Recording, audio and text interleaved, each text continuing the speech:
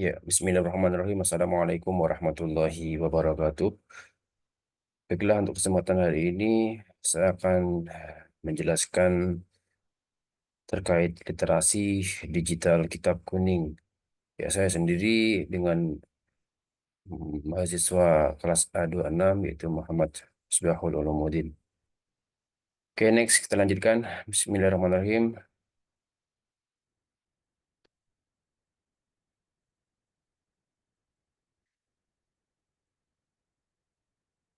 Ya, apa itu literasi digital kitab kuning dan bagaimanakah sejarahnya serta apa tujuan dari mata kuliah tersebut. Literasi digital kitab kuning adalah konsep yang mengintegrasikan teknologi digital dalam pembelajaran kitab kuning, naskah kuno yang berharga bagi masyarakat Muslim di Indonesia. Tujuannya adalah untuk memanfaatkan teknologi digital guna mempelajari dan melestarikan khasanah intelektual Islam dan kitab klasik, sehingga meningkatkan kemudahan, efisiensi, dan jangkauan pembelajaran di era digital.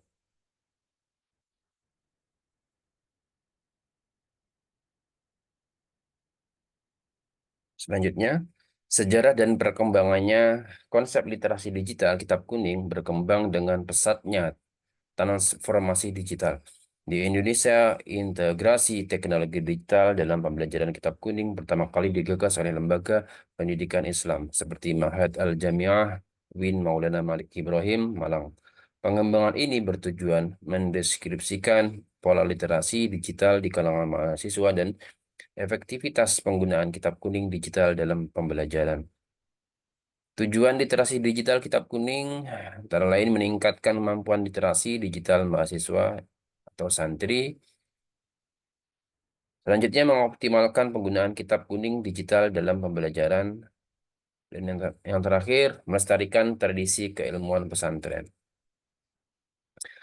Selanjutnya, jelaskan bagaimana proses perjalanan dari pesan man arafa nafsahu faqad arafa rabbahu.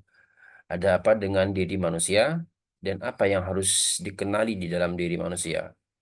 Ungkapan tasawuf Islam, man arafa nafsahu faqad arafa rabbahu, berarti barang siapa yang mengenal dirinya, maka ia telah mengenal Tuhannya. Kalimat ini mengandung filosofi introspeksi diri sebagai jalan mengenal Sang Pencipta. Syekh Abdul Abbas Al-Mursi menegaskan bahwa menyadari kelemahan diri memudahkan seseorang mengenal Tuhan. Proses ini mengharuskan manusia memahami keterbatasan, kekurangan, dan potensinya, sehingga mendekatkan mereka pada pemahaman akan Tuhan. Nah, selanjutnya perjalanan spiritual menuju pengenalan. Ya, yang pertama adalah potensi spiritual.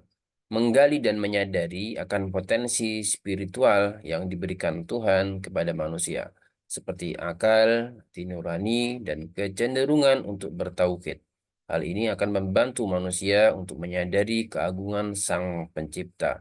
Selanjutnya yang kedua adalah memahami keterbatasan, di mana memahami dengan jujur akan kelemahan, ketidaksempurnaan, dan keterbatasan yang ada pada diri sendiri. Pengakuan akan kekurangan ini akan memupuk sikap rendah hati dan menjadi pintu bagi manusia untuk mendekat kepada Tuhan.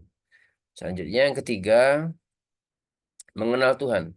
Ketika manusia semakin mengenal dirinya, maka ia akan semakin menyadari betapa kecil, terbatas, dan tergantung dirinya.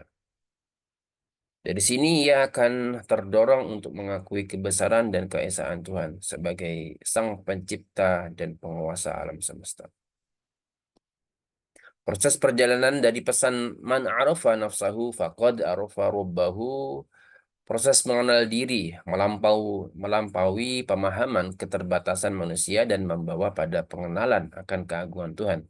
Syekh Ibnu Athaillah menyatakan bahwa menyadari kelemahan diri memudahkan mengenal Tuhan. Semakin manusia mengenal dirinya, semakin ia menyadari kebesaran dan keesaan Tuhan, yang mendorong penghambaan dan ketaatan. Perjalanan spiritual, man arafa nafsahu faqad arafa rabbahu, adalah proses dinamis yang memperjelas pemahaman akan Tuhan dan makna hidup sejati sebagai hamba yang taat. Bagaimana proses iman, Islam, dan ihsan sehingga bisa membentuk peradaban? Yang pertama adalah iman. Iman adalah keyakinan yang menjadi dasar akidah keyakinan tersebut. Kemudian diwujudkan melalui pelaksanaan kelima rukun Islam. Selanjutnya, kedua Islam. Islam mencakup amal lahiriah atau praktik-praktik ritual keagamaan seperti sholat, puasa, zakat, dan haji. Menjalankan segala perintah Allah Subhanahu wa Ta'ala dan menjauhi larangannya. Selanjutnya yang ketiga ada ihsan. Ihsan studi menunjukkan bahwa individu yang memiliki pendidikan yang lebih tinggi cenderung memiliki tingkat kesehatan yang lebih baik dan harapan hidup yang lebih lama disebabkan karena itu. Integrasi iman Islam dan ihsan dalam membentuk manusia sempurna. Ya, yang pertama, iman. Iman menanamkan keyakinan yang kuat dalam hati akan kebenaran ajaran Islam, memupuk kepercayaan yang tulus kepada Allah Subhanahu wa Ta'ala dan seluruh ajarannya.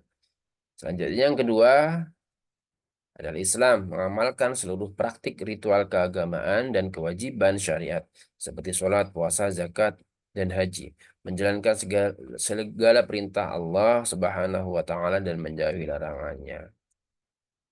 Ketiga, ihsan membangun kesadaran spiritual yang mendalam sehingga setiap ibadah dan aktivitas dilakukan dengan sepenuh hati, khusyuk dan ikhlas mencapai kedekatan dan kehadiran Allah Subhanahu wa Ta'ala dalam setiap langkah. Jadi perpaduan antara iman, Islam, dan ihsan membentuk manusia sempurna yang menjadi hamba Allah dan khalifah di bumi, serta teladan dalam aspek spiritual, sosial, dan kebudayaan. Selanjutnya proses perjalanan dari iman, Islam, dan ihsan sehingga bisa membentuk peradaban manusia. Yang pertama, peradaban spiritual. Tumbuhnya masyarakat yang taat beribadah memiliki kecintaan yang mendalam terhadap Allah dan senantiasa mendekatkan diri kepadanya. Yang kedua, peradaban sosial. Terbentuknya masyarakat saling menghargai, tolong-menolong, dan menjunjung nilai keadilan serta persaudaraan. Yang ketiga, peradaban ilmu pengetahuan. Berkembangnya tradisi keilmuan didorong oleh semangat mencari kebenaran dan mengagungkan Sang Pencipta. Selanjutnya yang keempat, peradaban kebudayaan. Lahirnya karya seni, arsitektur, dan kebudaya yang memancarkan keindahan, keharmonisan, dan nuansa spiritual. Sholat yang bagaimana yang bisa menjaga manusia dari perbuatan keji dan mungkar, itu sholat salah satu ibadah wajib umat muslim. Ternyata memiliki peran penting dalam mencegah manusia dari perbuatan keji dan mungkar. Tidak hanya sekedar menjalankan kewajiban. Sholat dapat menjadi benteng yang kokoh bagi setiap individu untuk menjauhi segala bentuk kejahatan dan maksiat. Sebagaimana firman Allah Subhanahu wa taala dalam surah An-Nur ayat 21, "Hai orang-orang yang beriman, janganlah kamu ikuti langkah-langkah syaitan. Barang siapa yang mengikuti langkah-langkah syaitan, maka sesungguhnya dia menyuruh berbuat keji dan mungkar." Nauzubillahi min dzalik. Selanjutnya, bagaimana sholat dapat mencegah perbuatan keji dan mungkar? Yang pertama, ada tahapan. Yang pertama, menghadirkan hati dalam sholat. Ya, menghadirkan hati dalam sholat dengan merenungi setiap ayat dan bacaan, memusatkan pikiran kepada Allah Subhanahu wa Ta'ala sehingga terhindar dari perbuatan keji dan mungkar. Selanjutnya, yang kedua adalah dengan cara bersemangat melakukan kebaikan. Semangat sholat yang sungguh-sungguh memotivasi untuk berbuat kebaikan dan menjauhi kemungkaran. Selanjutnya, yang ketiga, meningkatkan kesadaran diri. Melalui sholat, kesadaran diri meningkat karena merasakan kehadiran Allah Subhanahu wa Ta'ala, mendorong untuk berbuat baik secara konsisten. Jadi yang keempat adalah menjadikan sholat sebagai benteng diri. Menggunakan sholat yang khusyuk sebagai benteng untuk melindungi diri dari kemaksiatan dan memperkuat semangat berbuat kebaikan. Ya, selanjutnya apa pengertian dari akhlak dan adab? Bukankah Rasulullah Shallallahu Alaihi Wasallam diutus oleh Allah Subhanahu Wa Taala untuk menyempurnakan akhlak?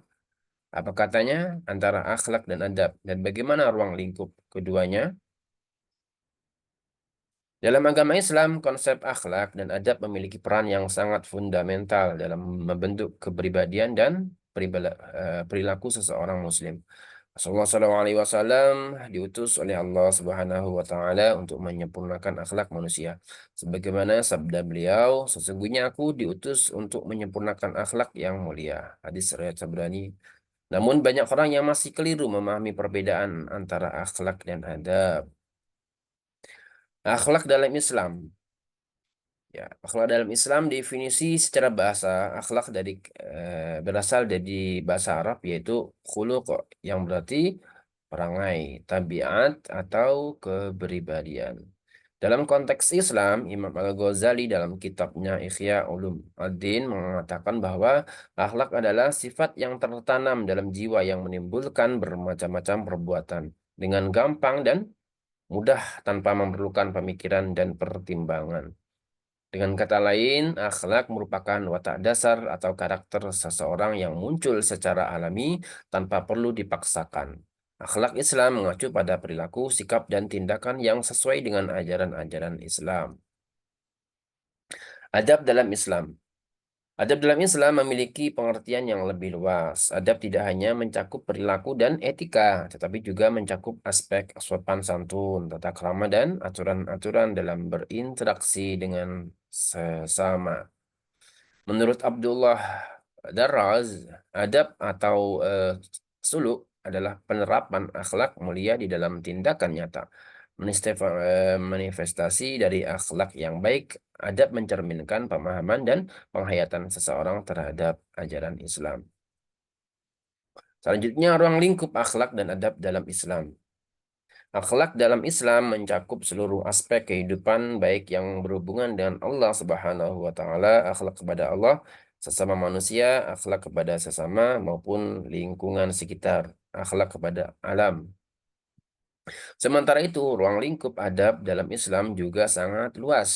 Adab adalah menerapkan akhlak-akhlak yang mulia dalam berbagai situasi, seperti adab terhadap Allah, Rasul, orang tua, tamu, tetangga, dan seterusnya. Jadi, adab berkaitan erat dengan implementasi akhlak yang baik dalam kehidupan sehari-hari. Perbedaan mendasar antara akhlak dan adab. Ya, yang pertama adalah sumber. Akhlak bersumber dari dalam diri seseorang, sedangkan adab lebih banyak diajarkan dan disosialisasikan. Yang kedua, perbedaan adalah yang mendasari antara akhlak dan adab, sifat.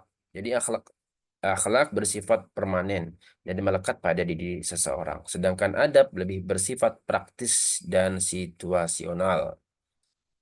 Yang ketiga, cakupan. Akhlak mencakup seluruh aspek kehidupan, sedangkan adab lebih terfokus pada tata cara berinteraksi dan berperilaku. Jadi, kesimpulannya, dengan memahami perbedaan mendasar antara akhlak dan adab, kita dapat menerapkannya secara seimbang dalam kehidupan sehari-hari. Akhlak menjadi landasan moral, sedangkan adab menjadi manifestasi nyata dari akhlak yang baik. Baik, terima kasih. Sekian dari saya, kurang lebihnya saya mohon maaf. Bila wa taufiq wal hidayah, wal hidayah. Assalamualaikum warahmatullahi wabarakatuh.